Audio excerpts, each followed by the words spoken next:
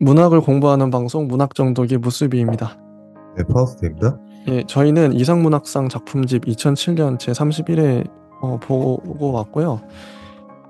지난 시간에 이어서 이번 시간에는 권여선 작가님의 약콩이 끓는 동안 이 소설을 먼저 보도록 하겠습니다. 저는 이번 그 2007년 작품 중에 이 작품이 제일 특이하지 않았나. 분위기 자체가 기묘해요. 정말 묘합니다. 한 여주인공이 나오죠. 대학원생인데 어떤 그 몸이 불편한 그 남자 교수님 댁에 가서 갔다 오는 갔다 와요. 계속 그런 갔다 오는 그런 일을 하는데 근데 이, 이 여주인공이 마지막에 교통사고를 당하고 잔디밭에 드러눕죠. 몸이 불구가 되는 근데 그 교수님하고 비슷하게 돼버려요. 근데 이게 되게 분위기가 기묘하다. 기묘하다고 느꼈고 교수님이 나오고 그리고 이 교수님을 케어하는 가정부가 나오죠. 가정부 여자가 나옵니다. 여자가 나오고 그리고 교수님의 아들 2명이 나와요. 2명이 나오고 그리고 이 여자 다음에 이제 또 잠깐 남자 대학원생이 나오죠. 이런 인물들이 있는데 전반적으로 되게 독특해요. 자, 약콩이 끓는 동안 이 파우스님은 어떻게 보셨나요? 이 소설을? 저도 되게 기묘하게 읽었는데요. 이게 뭐 현대 소설에서 이제 느껴지는 혹은 뭐 현대라고 하기도 그렇죠. 뭐 카프카가 예전에 이제 어, 많이 이제 오래전에 이제 있었으니까. 근데 이제 하나하나의 어떤 에피소드가 그 하나로 이제 수렴되지 않고 결국에는 이 기묘한 어떤 풍경이나 분위기가 뭐 하나의 뭐 욕망, 하나의 어떤 뭐 둘 간의 어떤 상황, 어떤 이해관계 뭐 이런 것들이 좀 복잡하게 서술되어 있어요. 음, 일단 그래서 예, 음, 그래서 굉장히 기묘한 어떤 뭔가 해석할 거리를 많이 이제 주는 작품이라고 맞아요. 생각하는데요. 음, 결국에는 근데 여기서 이제 좀 복합적으로 이제 서술이 되고 있는 어떤 그런 게 냄새거든요. 냄새. 예. 여기 이 소설은 냄새를 붙여봤군요. 어, 특히나 이제 가정부의 어떤 냄새도 그렇고, 콩이 끓는 냄새도 그렇고, 이 어떤 중요한 어떤 모티브가 뭔가 되는 어떤 그런 게, 그런 그 냄새로 이제 자꾸 환기가 되면서 마치 이제 어, 뭐랄까, 이게 인간의 어떤 욕망이 이제 그 중간중간에 이렇게 통통 튀게 되는, 그리고 약간 의도적으로 약간 성적 그런 어떤 냄새도 이제 뭐 내고 이제 막 다른 어떤 얘기도 하고 그러면서 그쵸. 좀 기묘한 느낌이 들긴 합니다. 일단 하나씩 장면을 봐야 돼요, 이거는. 자, 처음부터 보겠습니다. 147조이고 여우들은 영험하게도 죽을 때를 찾아든다고. 처음에 윤서영은 그렇게 알아들었다. 죽을 때를 찾아든다. 어, 근데 죽을 때로 잘못 알아들은 걸 깨달은 후에도 그녀는 줄곧 죽을 때를 찾아든다는 오해된 의미의 매혹에서 벗어나지 못했다. 오해의 포인트는 장소가 아니라 시간이었다. 그것도 곧 도래할 제 죽음의 시간을 찾아든다는 점이었다. 그러니까 여우가 어, 영험하게도 죽을 대를 찾아든다. 죽을 장소를 찾아간다. 원래 이런 뜻인가 봐요. 근데 잘못 알아들은 거죠. 죽을 대가 아니라 죽을 때로 알아들었던 거죠. 어, 죽을 때를 찾아 이제 이렇게 해석했던 건데 이, 이게 인트로예요. 근데 이게 다 읽고 나서 다시 보면 이 서영 서 윤서영이 그리고 마지막 장면으로 가면 끝에 가면 교통사고 나잖아요. 그럼 윤서영은 제 발로 그 교수님 그쪽에 집으로 간 거는 죽을 곳을, 그러니까 죽을 대를 찾아간 거겠죠? 이 말대로라면 자기가 죽을 때를 찾아간. 근데 이게 이 맨 마지막 끝 문장이 뭐냐면 이 가정부가 하는 말이 있어요. 이게 섬뜩한데 179쪽에 보면 영험실원 여우는 죽을 때가 들면 죽을 때를 딱 찾아든다 등마. 그래 그랬을까? 어째 그랬을까? 이런 말을 가정부가 주문을 외도 중얼거려요. 그 콩죽 순천대기 콩죽을 휘저으며 중얼거리죠. 이게 처음하고 끝이 이어지거든요. 근데 이 처음의 문장을 바로잡아 주죠.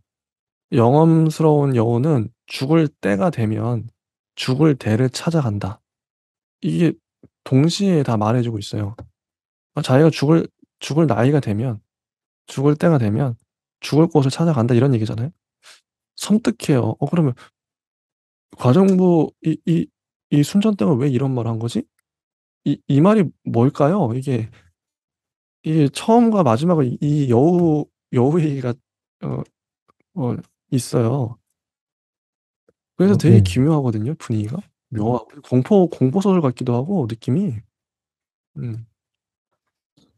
네, 저도 그래서 이게 약홍도 이제 약간 그런 어떤 죽음의 냄새 같이 느껴지면서 결국에는 이 인생보다 이제 긴 시간이 이제 흘러가면서 점점 이제 약홍이 이제 물러 터지도록 이제 남는 시간이 이제 보이면서 결국에는 그 모든 이제 사람이 이제 뭐 여우처럼 이제 뭐 죽을 때를 다 이제 찾아간다 이런 의미도 있을 수 있겠지만 굉장히 좀 뭐 주문을 외우듯이 이제 중얼거리는 그런 장면이 좀 인상적이거든요.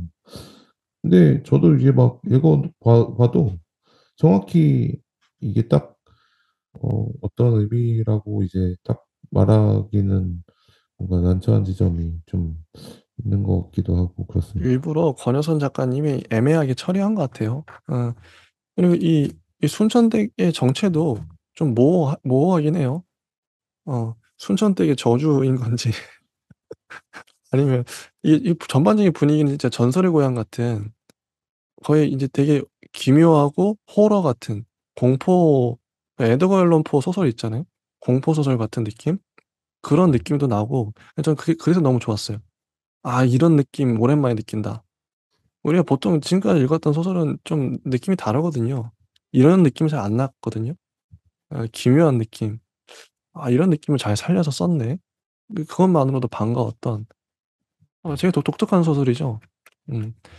일단 이야기를 들어가면 서영이 주인공이에요. 주인공처럼 보이죠.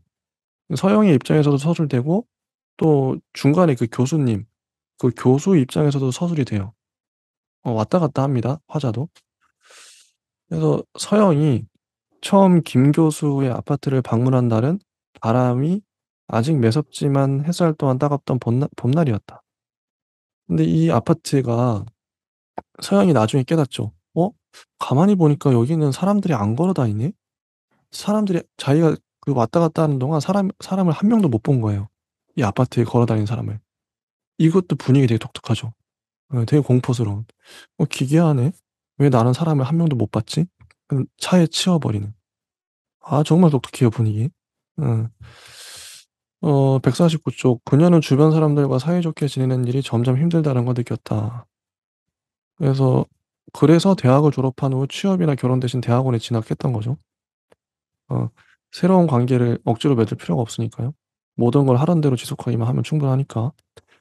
박조교의 소개로 그 김 교수의 집에 가게 됐어요. 음. 그래서 150 쪽에 보면 이 가정부가 되게 독특한데 문을 열어준 가정부 여자에게서는 독특한 냄새가 났다. 음식 냄새에 섞인 옅은 세제 냄새와 분변물 냄새는 그 여자가 비단 가정부일 뿐 아니라 간병인이기도 하다는 사실을 알려주었다. 그죠? 냄새가 나네요, 진짜. 냄새가 나요. 그리고 151쪽에 가면 책상 앞에 웅크린 김 교수는 인사는커녕 고개도 들지 않아요. 거의 뭐 15분 거의 아무 말도 없이 그냥 있어요. 음. 근데 이거를 혼자 추측하죠, 서영이. 저 교수님 왜 저러지? 왜 저러지? 이게 한동안 문장이 꽤 길게 서술이 돼요. 왜 저러고 있지? 음. 서영이 입장에서 152쪽에 가면 오늘따라 꼬챙이셔, 꼬챙이? 뭘 하시던가? 가정부가 묻죠. 아무 말씀도 안 하시는데요. 내가 저분을 입으로 빨아서 그래요. 이게 사투리로 해가지고 저분이 원래 그 숟가락인데 그거를 이제 오해한 거죠. 근데 이게 일부러 권혜선 작가님이 이제 또 영리하게 독자도 오해하게끔 서영도 오해하잖아요. 내가 저분을 입으로 빨아서 그래요. 오해하게끔 썼어요. 이 효과를 노린 거죠. 이, 이 아래 문단 보면 저분을 저분으로 즉 젓가락을 김 교수로 잘못 알아들었다는 걸 깨달은 후에도 그녀는 줄곧 가정부 여자가 저분을 빠는 그것도 서재문에 매달린 길쭉한 벨벳 손잡이처럼 생겼을 저분의 특정 신체 부위를 입으로 쪽쪽 빠는 환상에서 벗어나지 못했다. 물론 그 환상 속에서 김 교수는 왜 더럽게 자기의 특정 신체 부위를 쪽쪽 빠느냐고 가정부 여자에게 느닷없이 화를 내며 즐기고 있었다. 그것은 끔찍하면서도 통쾌한 환상이었다. 이게 이게 뭘까요? 파우스님 어떻게 보세요? 이런 묘사 왜 이렇게 오해하게 만드는가? 이 섹슈얼한 느낌. 음. 저는 뭐 이 소설의 어떤 비밀스러운 구석 중에 하나의 어떤 에피소드라고 생각이 드는데요. 특히나 이 소설은 너무 비밀스러워요, 사실. 아, 맞네. 비밀이 많다. 숨겨진. 예. 네, 끝날 때까지 예. 이 교수가 왜 이렇게 과학적이고, 그리고 아, 뭐 이렇게 두 명의 어떤 그 대화가 되게 좀 이렇게 철학적인 두 느낌이거든요. 형제, 두 형제. 네. 예. 그리고 뭔가 알 수 없어요. 어, 이 둘이 무슨 캐릭터인지. 둘이 어. 딱 나오더니 무슨 이렇게 되게 이제 형제들이 뭐, 말은 많은데 지금 뭔가 독특해요. 어쨌든 되게 독특한 사고 방식을 갖고 있는. 예, 이건 얘기한다는 게 무슨 뭐 물리치료 이런 것도 있겠지만 중간에 이제 뭐 언어에 대한 어떤 무슨 얘기를 하거든요. 뭐 그 정체성에 대한 얘기를 해요. 뭐 어제 다르고 오늘 다르고 뭐 예전 어떻게 보면 되게 철학적인 얘기네요. 어, 수수께끼 같기도 하고, 뭔가? 예전에 나는 오늘과 다르지. 뭐 그거 맞아. 말이 돼? 그런 얘기 하죠. 그 일부러 말을 그렇게 하는 것 같은데, 뭘까? 도대체 의도가 뭘까? 도대체 그래서 예. 예, 작가님은 뭘 보여주고 싶었나? 그래서 여기서 끝날 때까지 사실 잘 몰라요. 모르겠어요. 어, 심지어 그 여기 무슨 순서택도 위는 또 남자 같다니 아래가 남자 같다고 이렇게 표현했나? 좀 다르죠. 묘사를. 예, 그게 남자, 여자가. 예. 약간 뭐 이렇게 미노타우로스처럼 어, 상체는 남자 같고 뭐 어, 하체는 여자 같고 맞아, 뭐 맞아. 그런 묘사가 나오지. 좀 이상하게 묘사를 했는데 이게 또 끝까지 안 보이거든요. 다 비밀이거든요, 이게. 명확하게 다 설명하지 않고, 그러니까 그게 이 소설의 매력인 것 같아요. 기묘한, 되게 궁금증을 유발하는, 미스테리한. 이 소설에 네. 가장 잘 어울리는 단어들이 기묘하다, 뭐 미스테리하다, 뭐 그런 단어들이 아닐까. 특히 이 소설은 전반적으로, 어, 이 연극적이에요.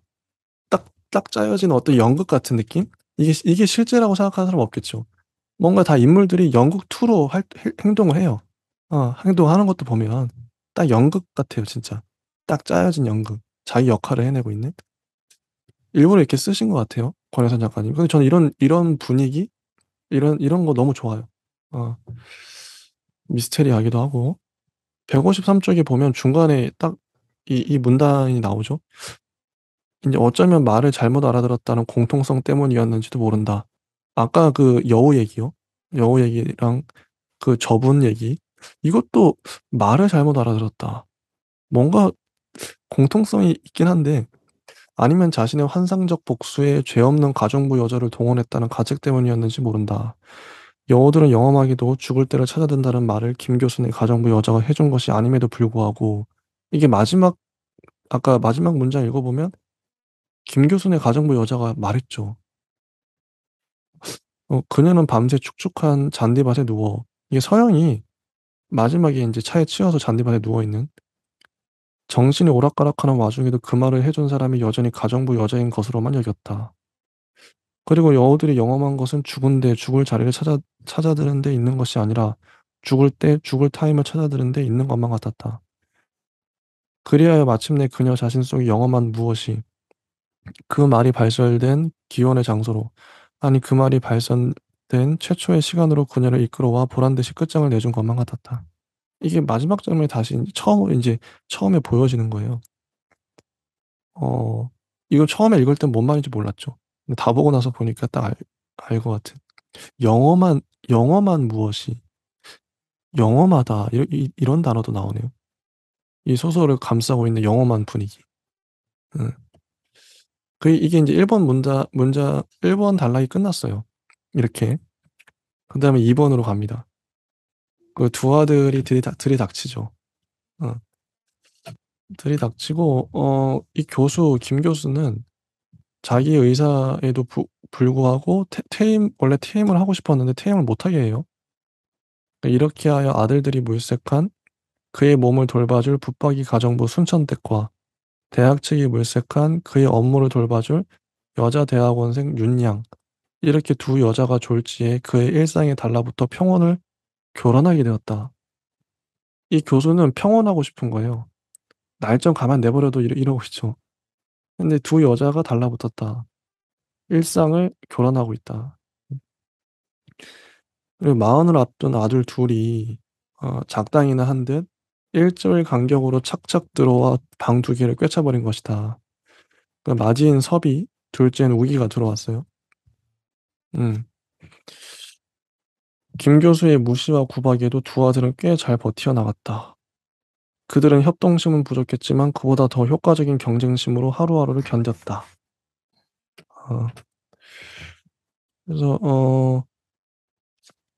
그 두 사람 그 두 형제의 대화를 김 교수는 방에 숨어가지고 보죠. 엿듣고 있고, 음, 엿듣고 있고 그리고 뭐 이런 얘기들이 나오고 어, 두 아들은 아무리 한심한 내용의 대화 속에서도 신통하게 충돌할 거리를 찾아내는 위인들이었다. 159쪽에 보면 이런 얘기가 나와요. 그런데 왜 저 두 놈은 태어난 순서를 바꿔 들이닥친 걸까? 그러니까 작은 아들이 먼저 들어오고 큰 아들이 들어왔거든요. 그게 못마땅한 거예요. 이 교수는 왜 인간들은 나를 가만히 내버려 두지 못하는 걸까? 이제는 아주 순천댁마저 제가 무슨 이 집의 안주인이나 된 듯 행세하려 드는 판국이었다. 새벽마다 관장기를 들고 침실로 걸어 들어오는 여자의 폼이 점점 당당해지고 허물없어지는 게 그로서는 참기 어려웠다. 손천댁이 일전에 변비로 항문 막히니까 은 티스푼으로 긁어줬죠. 이런 거. 아, 여간 검사를 맞고 능을받기 변한 게 아니었다. 이런 에피소드. 이게 2번인데, 어떻게 보셨나요, 파우스님은? 되게 기묘해요. 저도 뭐 되게 이제 하나하나 에피소드가 기묘하다 보니까 음. 이게 또 이어지지 않아요, 사실 또. 그러니까 이게 작가님은 뭘 말하고 싶었던 걸까요? 이 소설을 통해서. 그러면 어떤 이런 뉘앙스로 어떤 상징으로 읽는 소설들은 그런 어떤 신호를 또 이렇게 모아서 이제 하나의 여러 가지 구체로 이제 만들면서 재밌게 노는 그런 느낌도 있는데, 왜냐하면 이게 하나하나 뭐 뭔가 하나의 어떤 주제로 기결돼서 이제 읽는 소설들이 있는가 하면 뭐 이런 느낌으로 하나하나 그냥 다 이제 던져놓고 퍼즐처럼 뭔가 이제 이렇게 맞추면 이렇게 되고 이렇게 맞추면 이렇게 되고 맞아요. 예, 그런 것 같아요, 지금. 이런 느낌도 사실 뭐 되게 이제 뭐 세련된다고 해야 되나? 어, 아니면은 뭐 그럼 권여선 작가님은 독자들하고 이 상징 놀이를 해보자는 건가? 이런 건가요? 야, 내가 던져줄 테니까 니들이 의미 찾아봐. 뭐 이런 이런 건가요?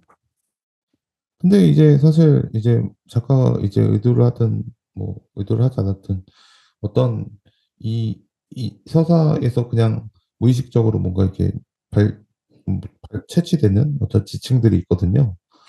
음, 그래서 특히나 여기서 보면은 그런 어떤 죽음의 냄새, 그리고 악기의 이름, 그리고 뭐 이 두 뭐 아들의 어떤 이야기, 네피비라는 어떤 상징, 보보크 하는 이런 것들이 사실 이제 뭐 하나의 어떤 구심점이기보다는 뭐 각자의 어떤 냄새를 이제 다 풍기고 있는데 뭐 어떻게 보면은 좀 뭐 세련됐다고 할 수 있지만 이게 과연 이제 하나의 어떤 죽음의 어떤 소재로 주제로 그리고 어떤 시간성이나 어떤 죽음의 때가 있는 어떤 사람이 이제 여기를 찾아와서 어떤 문학적인 뭐 메타 문학, 메타 이제 뭐 소설 이런 뭐 어떤 것들이나 아니면 삶의 어떤 철학적인 문제를 다루고 있나 생각해 보면은 이게 잘 다루고 있는 것 같기도 한데 뭔가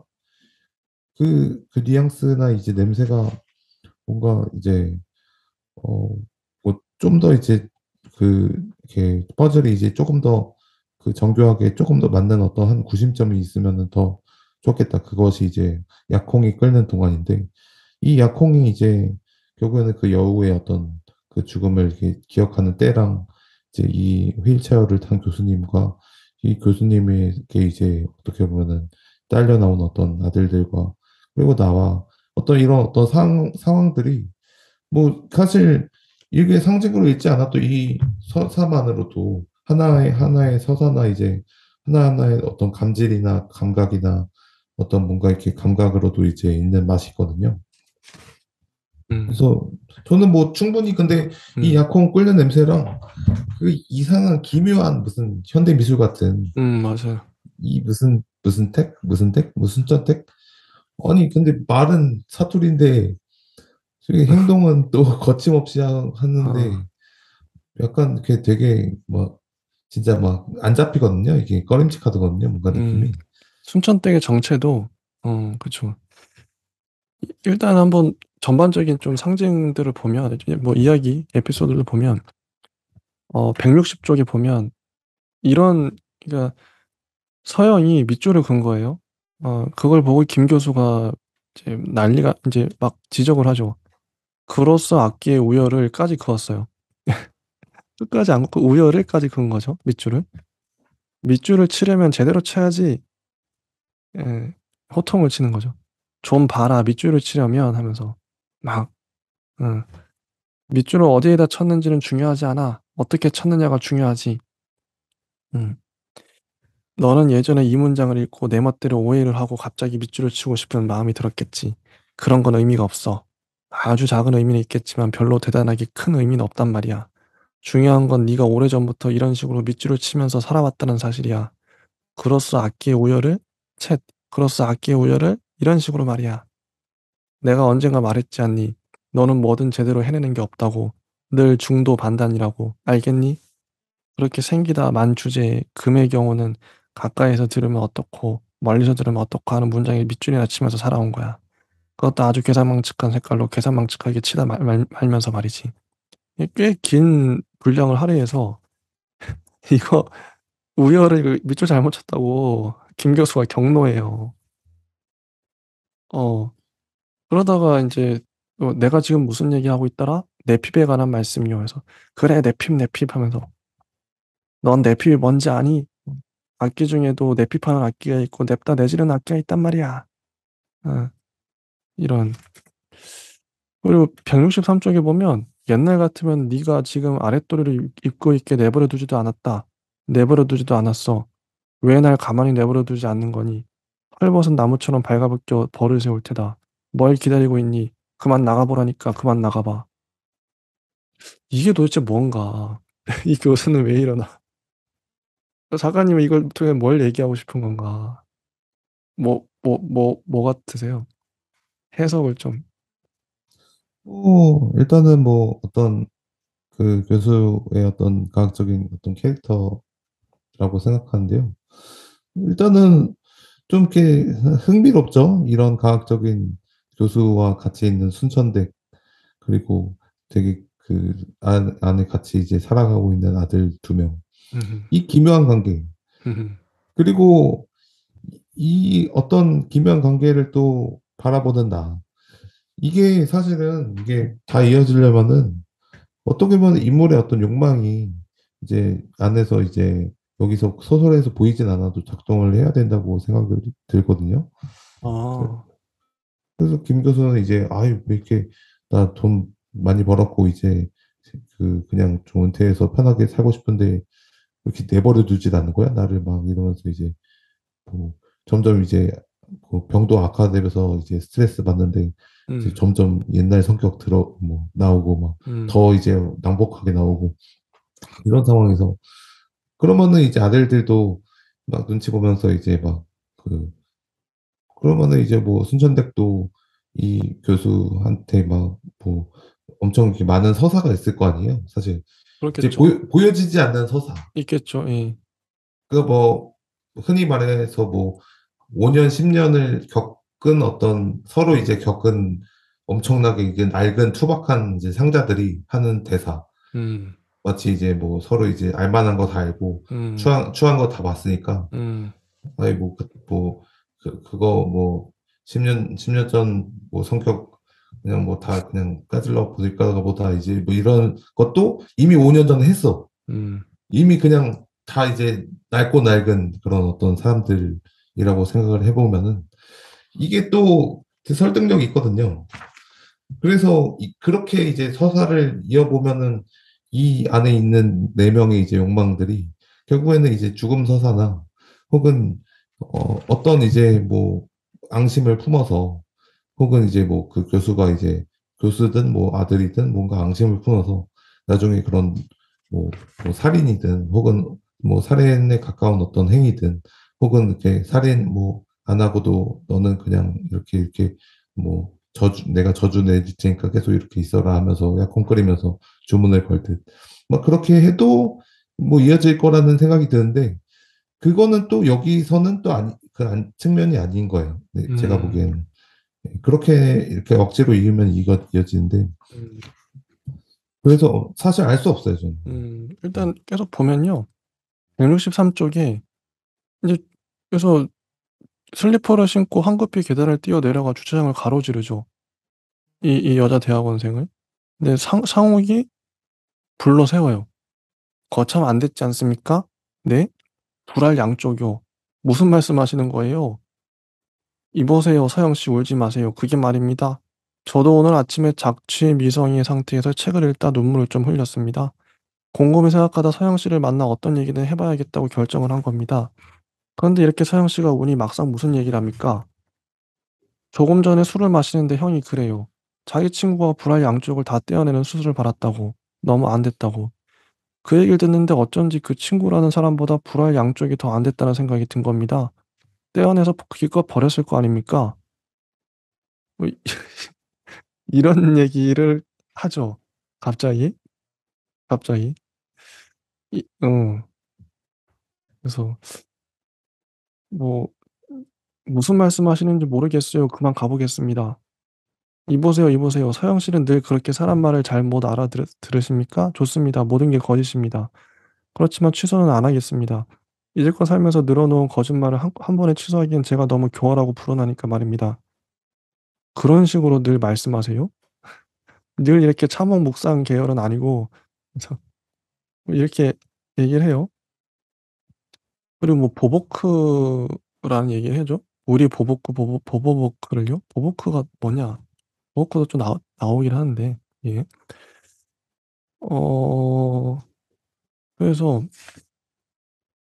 어 165쪽의 아래쪽에 보면 걷는 내내 자신이 밑줄고 온 곳을 몇 번씩이나 훑고 찌르던 김 교수의 갈색 손가락과 그 아들이 내지는 불알이나 성기에 얽힌 욕설처럼 들리던 몇 마디 소리가 떠올랐다. 문득 주위를 돌아본 그녀는 이제껏 이 아파트 단지를 오가면서 지나가는 차는 몇 대 보았지만 지나다니는 사람은 하나도 만나지 못했다는 것을 깨달았다. 걷고 있는 사람은 완벽하게 그녀 혼자였다. 혼자인 그녀에게 세상의 모든 말들은 가혹했다. 그래서 166쪽에 보면 원래 그만두려고 그랬어요. 그래서 그런데 그녀의 인제 작은 미소가 떠올랐죠. 그녀에게. 그녀의 앞니가 흰 버선꽃처럼 반짝 빛났다.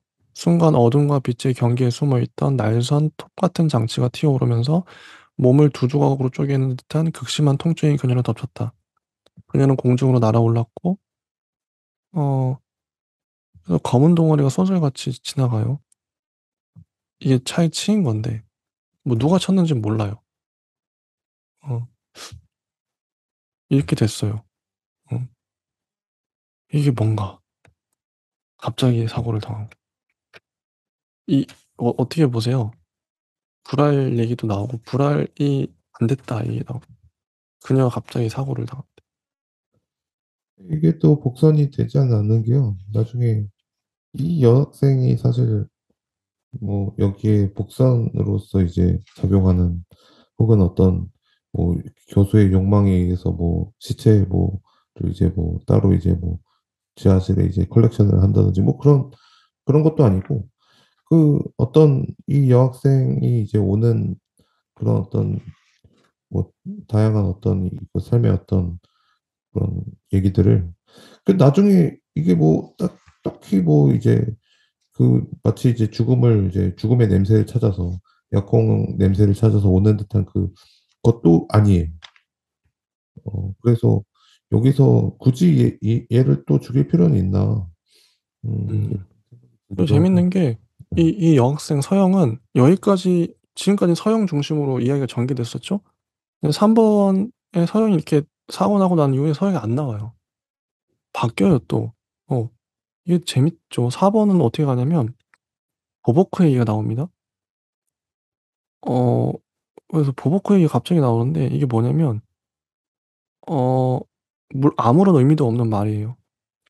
그래서 그 그죠? 삶 너머에 있는 아니 어쩌면 삶 내부에 있을지 모를 그런 처절한 무의미의 빈털을 보버크라고 부를 수 있다면 상황은 자신의 보버크는 과연 무엇일지 궁금했다. 뭐 이런 거죠. 어쩌면 모든 사람들이 자기만의 보버크를 알기 위해 지루한 삶을 끝까지 살아내고 있는지도 모른다는 생각이 들었다. 이런 이런 것. 그리고 168 쪽에 가면 이 순천댁이 "알찐돈, 알찐돈, 내 알찐돈을 한 푼 두 푼 알겨 가설랑." 뭐 이런 괴상한 주문 같은 탄식을 하는데 누군가에게 돈을 뜯겼는지 이게 주문을 외는 건지 모르겠어요. 음.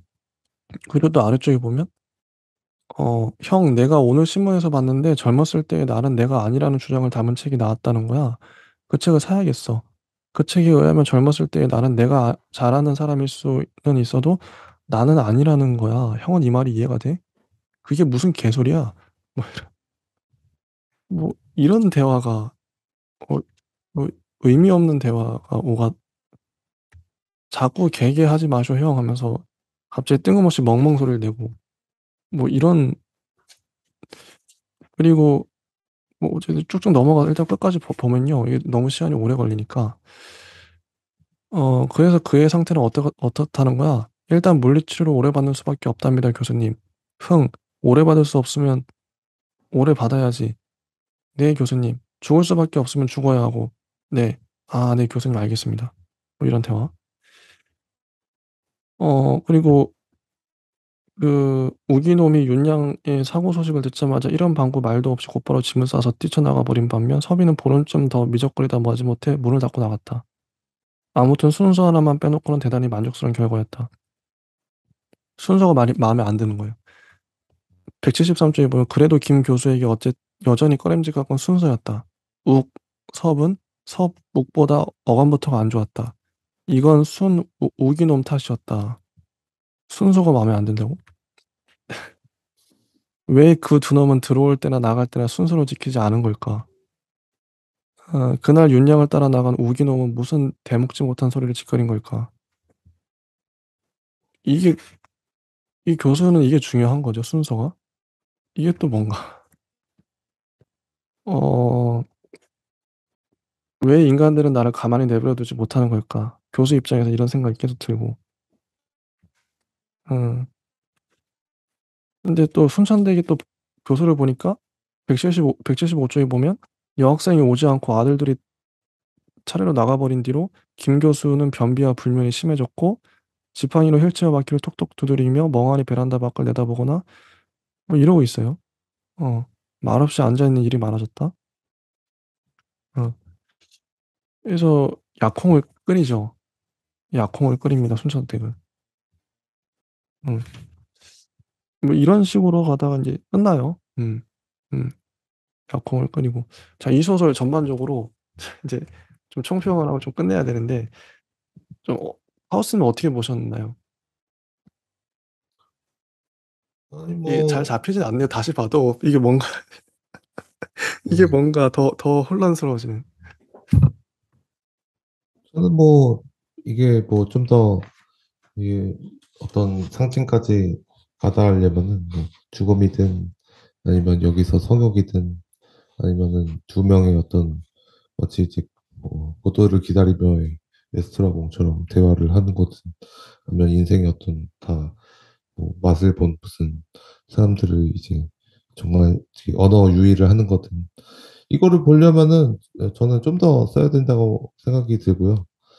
근데도 여기에서 여기까지만 써도 느껴지는 그런 어떤 감각, 정말 이제 약간 좀 이렇게 서늘하면서도 뭔가 싸하면서도 뭔가 이제 그 어떤 이렇게 삶을 다 그냥 투박하게 다 뭐 질대로 진 그런 늙은이들 같은 그런 감각, 그런 것들이 뭐 좀 더 이어진다면 이게 뭐 굉장한 명작으로 될 가능성이 있을 것 같습니다. 제가 지금 딱 보니까 하면서 보니까 느껴지는 게 이 작품은 불친절한 게 단점인 것 같아요. 다 좋은데 이 상징성들을 좀 더 친절하게 그러니까 독자가 좀 눈치챌 수 있게끔 도대체 왜 인물들이 이런 난해한 해석하기 어려운 좀 되게 괴팍하고 괴상한 행동을 하는지 좀 이해가 잘 안 되잖아요. 막상 두 번을 읽어도 이해가 잘 안 되는. 좀 더 친절하게 그 상징성들을 밝혀야 됐다. 연관성들을 이건 이런 의미야. 뭐 너무 노골적이진 않게요. 전반적으로 좀 서사가 이어지게끔 그런 부분들만 좀 더 됐으면 좀 더 좋았겠다는 생각이 드네요. 응, 사실 가장 응. 이제 이런 어떤 소설들을 읽을 때 백미라고 하는 어떤 점은 엄청나게 그 인간의 가장 내면에서 끈적끈적하게 뭐 달라붙는 평소에는 그냥 의식도 안 하고 그냥 정적으로 살고 있다가 정말 이제 언어나 이제 이런 것들도 다 투박해지고 정말 뭐 어떤 것들도 다 지루해지고 모든 게 다 그냥 세상이 정말 너무 지루하다 싶을 정도로 뭐 새로운 어떤 상징성을 찾는 데 매몰되어서 이제 자기 창조성을 찾는 어떤 그런 느낌으로 본다면 결국에는 그런 것들이 되게 변질되고 오염되고 이제 그래서 어디에 기착이 되냐. 결국에는 이제 그 돈을 이제 둘러싼 혹은 돈 상속 아니면은 복수, 어떤 예전에 이제 가학행위, 학대행위 이게 사실 어떻게 보면 인간의 가장 그러니까 저열하기보다는 가장 근본적인 어떤 심층적인 어떤 의미의 그런 거거든요. 그래서 피와 복수와 돈과 그런 어떤 저열한 뭔가 학대와 어떤 그런 서사, 이런 것들이 이런 어떤 구심점의 하나에 딱 자리 잡는다면 그런 과학적인 어떤 피학적인 어떤 거에 자리 잡는다면 정말 시대를 뛰어넘는 명작이 또 탄생하지 않을까 생각합니다. 좋습니다. 여기까지 하고요. 이것도 하다 보니 길어져서 40분. 아직 할 얘기가 많은데, 할 소설이. 다음 작품은 천운영 작가님의 소년 제이의 말끔한 허벅지. 야, 제목부터가, 저는 제목부터 보면서, 도대체 어떤 얘기일까? 되게 야해요, 이거. 관능적입니다. 육체를 다루죠. 소년 제이의 말끔한 허벅지. 이 첫 장면부터 저는 이게 정말 이야기가 되게 야하다. 읽으면서도, 어, 이 주인공이, 이 아저씨가 사진 작가인데, 누드 사진 작가예요. 촬영하는. 그래서 이게 되게 관능적입니다. 정말 재밌어요 근데. 이런 얘기 재밌죠, 야한 얘기. 그 실제 찍는 그 누드 사진 촬영하는 걸 스튜디오 모습을 보여줘요. 되게 묘사가 적나라하죠. 여자의 벗은 몸은 싸구려 트로피 같다. 아무 감동도 없는 육체. 하면서 뭐 테니스 공이든 골프 공이든 상관없이 자랑처럼 품은 젖가슴 하면서 되게 관능적이에요. 스튜디오 안은 코끝이 시릴 정도로 싸늘하다. 그래서 어 이런 식으로 묘사를 하는데 이게 좋아요. 소년 제2의 말끔한 허벅지. 그래서 전반적으로 저는 이 스토리가 참 좋았던 게, 이게 단순히 야하기만 하면 이건 예술이 될 수 없잖아요. 외설이지. 이건 뭐 포르노 찍는 게 아니니까. 근데 야한 묘사를 하는데 그게 다 이유가 있죠. 이런 육체를 어떻게 보는가. 근데 이 작가는 나름의 트라우마랄까 이게 있어요. 어 좀 꼬여 있는 마음이 꼬여 있죠. 육체를 보는 마음이 꼬여 있는데, 그 아내는 특히나 되게 매끈하고 되게 몸매 젊음을 유지하기 위해서 몸매 관리를 하는데, 그런 아내를 싫어하죠, 이 남편은. 그리고 육체를 또 누드 사진 찍으러 오는 사람들을 되게 불편하게 대해요. 모델들을 장악해야 한다면서 의도된 행동을 하죠. 더 괴롭히면 괴롭힐수록, 육체를 억압하면 할수록 더 포즈가 잘 나온다. 이런 신념을 갖고 있는. 그러다 삐뚤어졌죠, 남편도 아내도. 근데 그런 상황에서 살다가 뭐 더러운 몸 막 이렇게 하면서 비천하고 더러운 몸 이러고 있는데, 그래서 우연히 어떤 젊은 커플이 들어와요, 사진 찍으러. 근데 이 커플들은 되게 소년 소녀 같은 순수한 육체예요.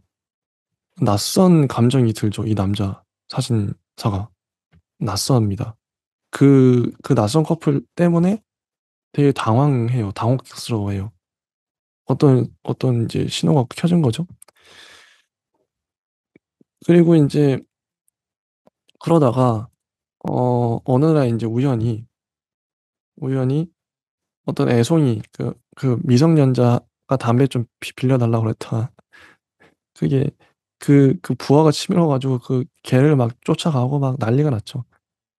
그래서 얘랑 막 뭐 싸우기도 하고 막 뒹굴고 레슬링 하듯이 뒹굴고 그러다가 인제 화가 나 가지고 막 주먹질하다가 난리가 났던.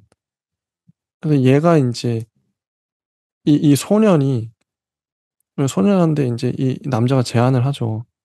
어떻게 합의를 할 것인가. 합의를 할 것인가. 근데 이 소년한테 어 "우리 사진관 와서 일해라." 그렇게 해서 일하게 돼요, 소년이. 일하게 되고, 그러면서 소년과 저는 이게 브로맨스 같은 느낌도 이게 동성애의 느낌이 나죠, 살짝. 브로맨스 느낌이 나고. 어 좀 뭐 그런 소년의 희고 깨끗한 허벅지 막 이렇게. 그래서 소년과 되게 친해지고 막 뒹굴고 막 웃고 막 그러다가 소년을 또 소년 인제 아내와 소년이 바람 난 줄 알고 의심을 해요. 결국 아내가 소년이 그랬는데, 알고 봤더니 이 마지막 장면이 되게 감동적인데, 이 소년이 할머니랑 같이 살잖아요. 노파랑 같이 사는데 어느 날 인제 스튜디오 인제 아내가 인제 선언을 하죠. "이혼해야겠어. 당신하고. 우리 깔끔하게 끝내자." 이런 선언을 지지하게 하지 말고. 그러니까 이 남편은 충격을 받았는데 "당신은 너무 시시해. 응. 그런 나를 숭배하거든. 난 그의 여신이야. 당신보다 나이가 많어." 이런 거. "시시한 사람 싫다."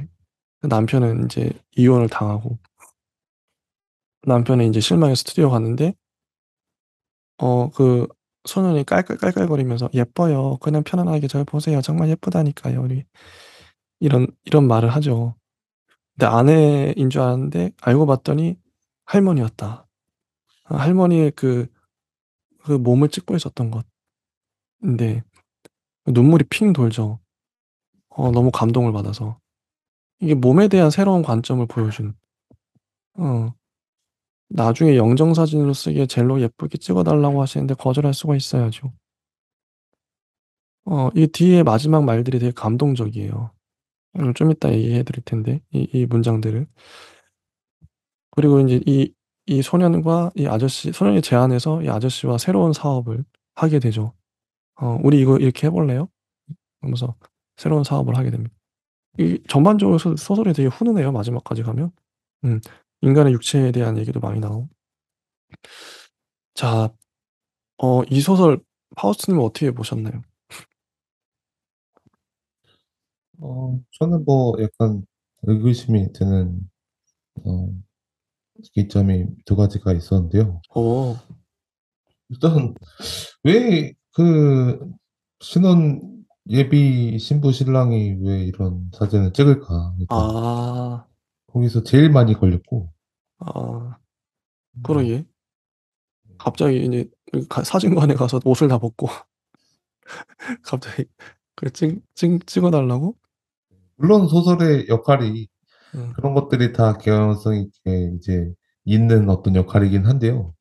없는 것도 있게 만드는 그냥 소설의 역할이긴 한데요.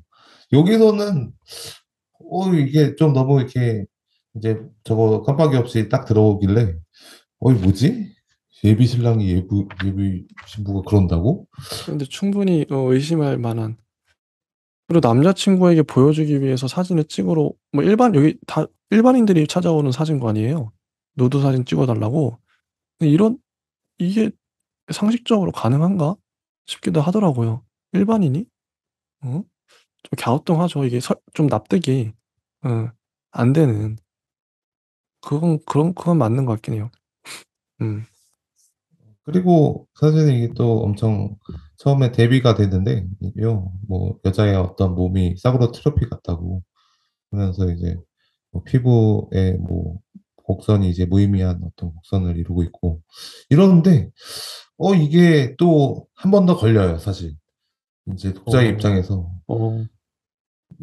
이렇게 딱, 물론 이제 뒤에 어떤 소년의 뭐 그런 어떤 느낌이랑 소녀의 느낌이랑 또 대비가 되게 이제 돼서 이제 이거는 꼭 필요한 지점이지만 처음에 이제 그런 어떤 그, 그 누드 사진 촬영사를 이제 어떤 보게 되는 어떤 기대 그리고 내가 이제 그런 어떤 누드 촬영 사진사가 된다. 근데 어떤 느낌일 거라고 하냐면 그게 너무 많이 본 나머지 이제는 감흥이 없는 거죠. 뭔가 음. 다 똑같은 기성품 같고 맞네. 트로피처럼. 마네킹 같고 어. 쟤도 뭐 다 그냥 비슷하게 예쁘네 하면서 오히려 그냥 이렇게 이제 표현도 안 하고 지나칠 것 같은 느낌? 여기 보면 187 쪽에도 두 번째 문단 보면 "아내의 몸에 아무런 흥분도 느끼지 못하는 것은 그도 마찬가지였다. 정기적인 피부 관리와 체계적인 몸 관리로 젊음을 유지하는 아내의 매끈한 몸은 오히려 현실감이 없었다. 언제부턴가 그는 카메라를 통해 육체를 바라볼 때만 흥분할 수 있었다." 이렇게 나오거든요. 음. 근데 그럼에도 남자라고 하면 생각하는 음. 또 욕망의 어떤 그런 저는 이게 약간 갸우뚱거리는 게, 아니 아내가 그렇게 몸매도 좋고 피부도 좋으면 되게 좋을 것 같은데, 뭐 오히려 현실감을, 아무리 그래도 좋은 건 좋은 거잖아요. 아니 이런 아내라면 어 '너무 좋은 거 아니야?' 뭐 이렇게 생각이 드는데 좀 갸우뚱하긴 하죠. 어. 이게 천원영 작가님이 이 모든 것 이게 이렇게 설정한 이유는 알 것 같아요. 전반적으로 끝까지 읽으면 마지막에 노파의 몸과 이게 대비가 되니까 아내의 몸과 이게 상징적으로 맞거든요. 이게 의미적으로나 주제적으로.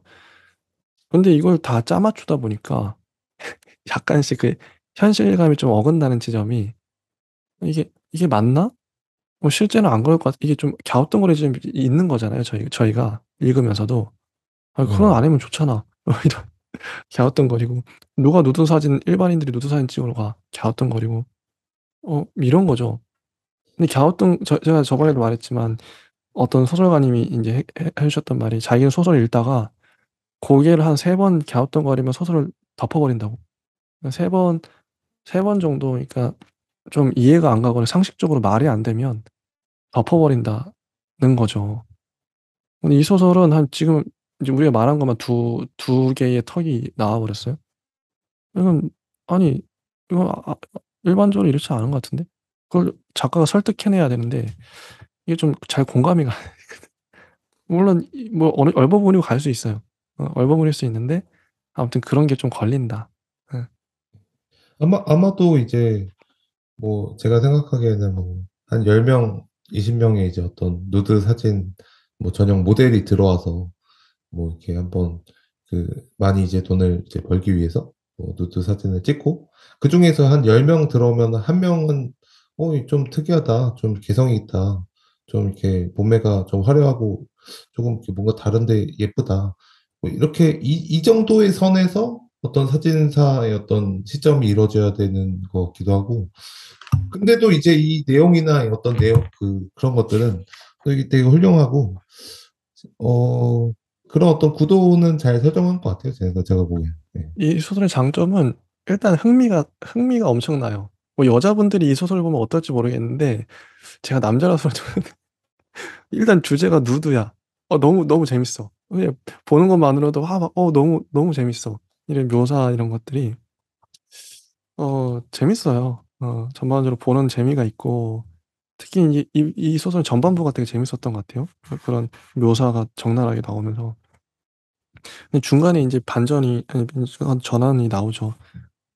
소년 소녀의 몸을 닮은 그런 커플이 들어오면서 이 남자 이 사진사가 이제 혼란을 겪게 되는. 뭐지? 당혹스러운 거죠. 저 커플 도대체 뭐지? 모험이 한층 더 강해진다 하면서 190쪽에 보면 이상한 전류 같은 것이 일어나요. 연인끼리 닮아가는 몸이라고 치부하고 싶었다. 서로 만지고 보듬고 융합하는 친밀한 육체. 마주보지 않고서도 서로를 향해 있는 저 깊은 응시. 그들은 마치 거울 앞에 비친 자신의 몸을 보듯 서로의 내면을 바라보고 있다. 어, 그래서 이 변화무쌍한 표정들. 그는 두 육체가 지어내는 표정에 숨이 막힐 지경이다. 그는 육체에 정복당한 느낌을 받는다. 이렇게 굴욕적인 느낌은 처음이다. 음. 그래서 훼손시키고 싶은 마음이 들죠. 남자의 성기를 세우고 여자의 가슴을 부풀리고 서로의 몸을 탐하고 그러고 싶은 마음. 촬영하는 내내 감탄하고 시기하고 두려워했다. 결국 그에게 남은 감정은 깊은 죄의식이었다. 파괴시키고 싶은 그러나 보존되어야 할 순수한 육체.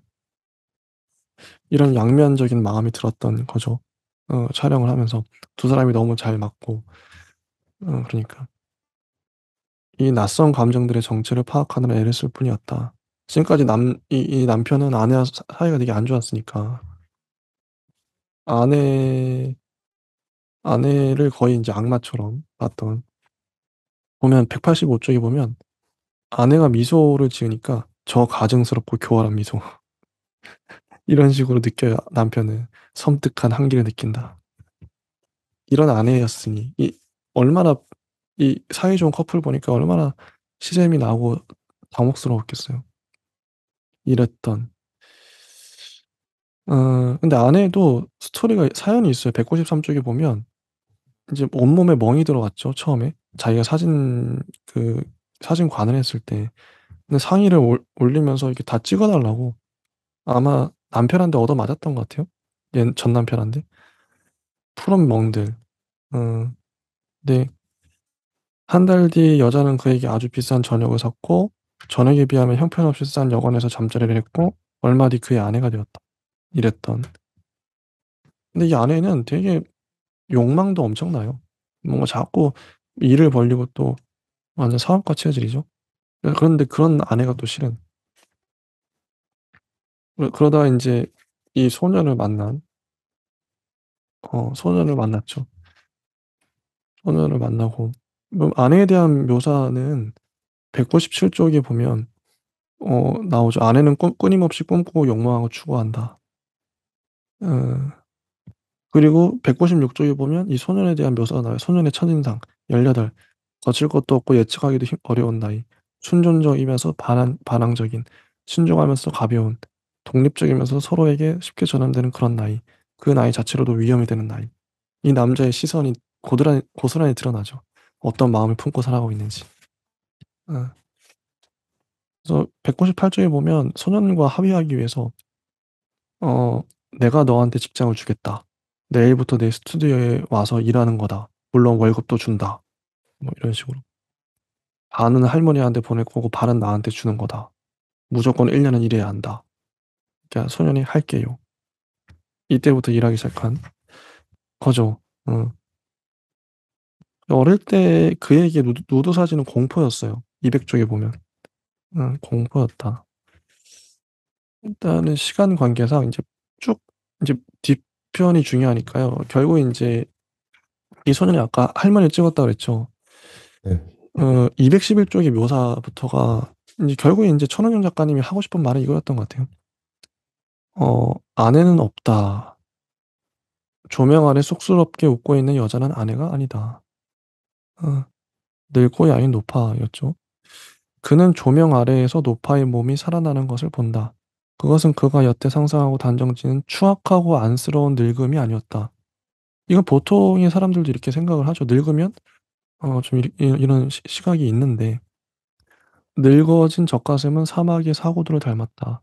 노파의 몸은 한없이 부드러운 광물처럼 풀과 나무와 바위까지 품어안는 대지처럼 나뭇잎을 살랑이게 하는 시원한 바람처럼 살아있는 몸이었다. 소멸과 생성이 공존하는 자연 그 자체. 연한 색깔의 젖꼭지는 이제 막 2차 성징을 겪고 있는 소녀의 미숙한 젖꼭지를 닮았다. 조명 아래에서 노파의 몸은 부끄러워하고 시샘하고 달아오르는 소녀의 몸이었다. 소멸과 생성이 공존하는 원숙한 자연이자 소녀인 노파의 몸, 눈물이 핑 돈다. 그는 뒷걸음질 친다. 이런 노파의 몸을 새롭게 보는 기존의 관념이 아니라 이런 걸 얘기하고 싶었던 것 같아요. 천원영 작가님은. 정말 메시지가 좋죠. 그리고 212쪽도 전에 이 소년은 이런 얘기를 해요. 전에 아저씨가 그러셨잖아요. 좋아하는 거, 아름답다고 생각하는 거, 그런 거 먼저 찍어보라고. 그때 생각난 게 할머니였어요. 난 지금도 가끔 할머니 가슴 만지고 자거든요. 할머니 가슴처럼 좋은 게 없단 말이에요. 그래서 찍었던 거죠. 응. 이때 감동적인 213쪽에 보면 소년은 이런 제안해요. 있잖아요. 왜 우리 할머니 같은 사람들 말해요. 그런 사람들 대상으로 누드 사진을 찍는 건 어때요? 할머니, 할아버지들도 죽기 전에 자기 몸 한 번쯤 찍어보고 싶지 않겠어요? 더 늙고 병들기 전에 말해요. 우리 할아버진 지금 누워있어서 찍지도 못하잖아요. 아니면 말이에요. 너무 뚱뚱한 사람, 너무 마른 사람, 너무 작은 사람. 아무튼 자기 몸에 자신 없는 사람들 사진을 찍어주는 거예요. 우리가 정말 근사하게. 그래. 진짜 괜찮은 생각이죠. 아저씨도 좋아할 줄 알았다니까요. 광고도 하는 거예요. 당신 몸은 아름답습니다. 당신 몸을 가장 아름답게 찍어줄 모모 사진관. 아, 당신 몸은 특별합니다가 더 좋겠다. 모델들 절대 사절. 이것도 꼭 넣어야 돼요. 음, 이런 거죠. 정말 좋다. 메시지가. 하우스님 어떻게 보셨나요? 이런 메시지? 마지막. 뭐 일단은 아주 메시지는 좋다고 생각이 드는 게요. 뭐 그런 어떤 뭐 여러 가지 이제 우리가 기존의 어떤 상징물처럼 트로피처럼 쌓아 올린 어떤 것들을 어 개인적인 어떤 상징으로 다시 이제 환원해서 쓴다는 어떤 느낌은 사실 뭐 이 어떤 소설의 가진 파괴력이라고 하겠죠. 그래서 일단은 뭐 약간 현실적이진 않지만 사실 이거는 뭐 전혀 현실에는 맞지 않지만 이것도 어떻게 보면 연극 느낌이 좀 나긴 해요. 어, 그죠. 그럼에도 불구하고 정말 조금 더 들어가면은 이제 그런 어떤 개인적인 상징? 그러니까 뭐 마치 이제 그 자신의 우리의 뭐 할머니의 어떤 그런 어떤 모성성 그리고 그 모성성을 넘어서는 그리고 뭐 상징적인 어떤 그런 육체나 그리고 뭐 상징적인 어떤 돈이나 상징적인 어떤 지위를 뭐 직업을 넘어서는 뭔가 그런 어떤 개인적인 모성성에 대한 어떤 세계를 이렇게 그려줄 수도 있다는 것이 뭔가 좋은 느낌이 또 들기도 합니다. 네. 좋습니다. 이제 다음 작품을 가볼 텐데요. 이번 작품들은 다 제가 봤을 때는 이번 2007년은 다 좋았던 것 같아서 편혜영 작가님, 이분도 유명한 편혜영 작가님의 첫 번째 기념일인데, 자, 이거는, 택배 아저씨예요. 택배 아저씨가 그 거의 이제 빈 퇴거 기한이 임박한 아파트에 택배를 나릅니다. 근데 한 여성이 주문한 그게 가는데 그 집이 거의 다 비었어요 지금. 공사 때문에 신축 공사 때문에. 근데 여자가 주문한 걸 들고 갔는데 여자가 문을 안 열어줘요. 또 내려갔다 다시 또 가죠. 또 문을 안 열어줘요. 집에 문이 열려 있길래 보니까 아무도 없어요. 그럼 이거 어떡할 거야 택배. 자기가 가져와서 열어보죠. 여기서 이제 좀 범죄행위가 남의 물건을 그렇게까지 묘사는 안 되고 이 소설은 그냥 훈훈하게 넘어가는데 그래서 택배 아저씨가 그 여자의 물건을 갈취해서 중간에 여자가 없다는 이유로 갈취해서 그 물건들 뭐 모자 이런 거 주변에 나눠주고 완전 범죄행위인데 뭐 근데 훈훈하게 나와요. 뭐 돗자리 같은 거 이제 자기가 깔고 쓰고 뭐 그런 얘기입니다. 그러다가 이제 여자가 만나자고 하죠 갑자기 유원지에서 근처에 이제 유원지를 개장하려고 하는데 찾느라 애먹었다. 여자의 물건을 다시 이제 좀 돌려주려고 하는 그걸 좀 여자가 화가 났죠. 화가 났는데 관람차 타면서 대화하다가 화가 또 풀려요. 어, 풀리면서 서로 이제 친해지는 뭐 그런 얘기예요. 어, 그런 얘기고 근데 234쪽에 이런 묘사가 있죠. 그는 무표정한 여자의 얼굴을 보며 문득 모자 말고 좋아하는 게 뭐가 있느냐고 물어보고 싶어졌다. 더위를 잘 타는 체질인지 키높이 운동화를 신을 만큼 키가 작아 보이는 게 싫은지도 묻고 싶었다. 실제로는 그다지 작아 보이지 않는다고 말해주고 싶었다. 할 줄 아는 요리가 없는 모양이라고 말하며 함께 웃고도 싶었다. 신발은 아직 새 것 같은데 왜 그대로 버려두고 왔는지. 신발뿐만 아니라 그 집의 살림살이를 다 버려둘 작정인지도 궁금했다. 밤이면 관람차 불빛이 집을 비추는 걸 아느냐고 묻고 싶었다. 그는 쉴 새 없이 질문이 떠오르는 걸 의아해하며 입을 꽉 다물었다. 자기도 알지 못하는 사이에 말이 쏟아질 것만 같았다. 말을 하고 싶었는데 말을 못해요. 한마디도. 근데 이런 장면이 전에 어떤 소설도 이런 식으로 처리했던 것 같아요. 뭔가 말이 가득한데 말을 하지 못하는. 근데 이런 처리 좋거든요. 어. 이 자체는 이런 처리 너무 좋다고 생각해요. 아무튼 그러고 인제 이 중간에 그 사진사하고 친해져요. 동기라고. 학창 시절 동기라고 해서 이력서를 맨날 뽑죠, 이 아저씨가. 그래서 이력서 사진을 찍고 거의 매일 찍어요. 매일 찍어서 이력서를 지원을 하죠, 다른 데. 근데 안 되죠. 근데 이력서를 뽑아서 "이 사진은 어때요?" 보여주고 "되게 가지실래요?" 했는데 당연히 여자가 고개를 젓죠. 그러니까 이력서를 어쩔까 하다가 의자 좁은 틈에 꽂아요. 그리고 인제 뭐 237 쪽에 가면 음 여자에게 배송된 물건이 있다는 말은 하지 않았다.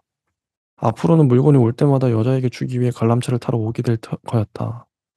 그는 여자 이름으로 뭔가를 주문하고 싶어졌다. 이 여자와의 인제 앞으로의 로맨스가 싹 틀 것 같은 분위기죠. 그리고 맨 마지막 문장은 "그는 그 물건들을 배송하기 위해 밤의 도시로 들어갔다." 이런 소설이에요.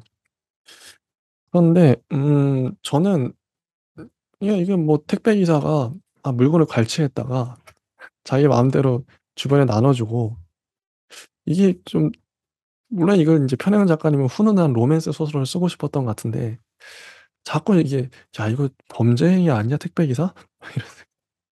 이런 여 그 이 범죄 행위를 이 여자는 그걸 알면서도 용서해 준다고? 이게 자꾸 그게 강하게 걸려 가지고 몰입이 어려웠던.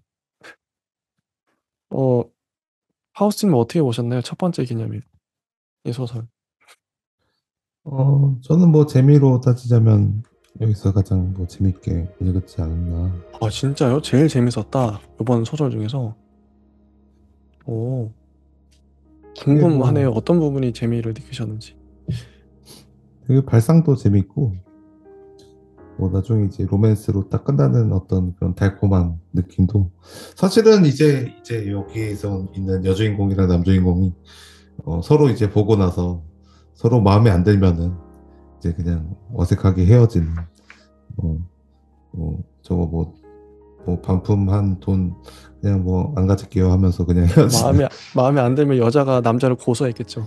예. 서로 이제 당장 어, 얼굴이 좀 마음에 들고 괜찮네 이러면 그러니까 이제 서로 용서가 되는. 얼굴이 잘생기고 하니까 용서가 되는. 맞아. 서로 스타일에 맞아서 이제 훈훈한 엔딩이 있겠지만 아주 뭐 좀 되게 달콤한 소설이에요. 처음에는 약간 좀 그 뭐지 하면서 이제 왜 택배를 안 가져가지? 뭐 이렇게 하다가 그 택배를 또 이제 막 여러 가지 이제 용도로 쓰면서 그 용도로 쓰는 것도 재미있거든요. 여기서 읽는 재미가 뭐 세숫대야로 쓰기도 하고 뭐 음, 다른 걸로 쓰기도 하고 그랬다가 이제 나중에 이렇게 연락을 딱 받으니까 되게 이제 훈훈하게 끝나는 아주 재밌었습니다. 좋습니다. 일단 여기까지 하고요. 네. 원래 마지막 작품이 김혜란 작가님의 침이 고인다. 전 김혜란 작가님 소설 처음 봤거든요. 근데 깜짝 놀랐어요. 이분은 천재다. 깜짝 놀랐습니다. 정말 대단해요. 문장을 이렇게 쓸 수 있구나, 사람이. 진짜 깜짝 놀랐거든요. 근데 김혜란 작가님 침이 고인다 이 작품은 좀 할 말이 많기 때문에 여기서 끊고 다음 시간에 요 침이 고인다 요 작품 좀 다루고 그리고 이제 총평을 하고 끝내면 될 것 같아요. 그러면 딱 에피소드가 그럼 여기까지 하겠습니다. 네, 감사합니다. 감사합니다.